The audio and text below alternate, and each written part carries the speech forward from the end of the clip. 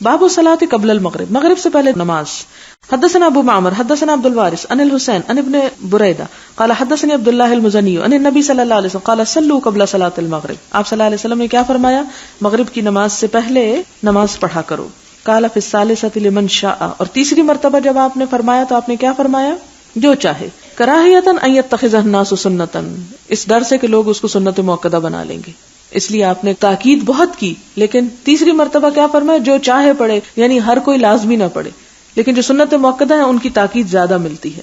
حدثنا عبداللہ بن یزید قال حدثنا سعید بن ابی ایوب قال حدثني یزید بن ابی حبیب قال سمعت مرثد بن عبد الله اليزنی قال اتيت عقبة بن عامر الجهني فقلت الا اعجبك من ابي تميم يركع ركعتين قبل صلاة المغرب. یہاں ہم کیا دیکھتے ہیں کہ عقبہ بن عامر جوہنی صحابی کے پاس ایک شخص آ کے کہتے ہیں کہ تم کو ابو تمیم عبداللہ بن مالک پہ تعجب نہیں ہوتا؟ اعجبک من ابی تمیم یرکع رکعتین قبل صلاۃ المغرب، کے مغرب سے پہلے 2 رکعتیں وہ پڑھتے ہیں. فقال عقبہ، تو عقبہ نے ان کو جواب دیا انا کنا نفعلہ علی عہد رسول اللہ صلی اللہ علیہ وسلم، کہ یہ کام ہم نبی صلی اللہ علیہ وسلم کے زمانے میں کیا کرتے تھے، یہ 2 رکعتیں مغرب سے پہلے پڑھ لیتے تھے.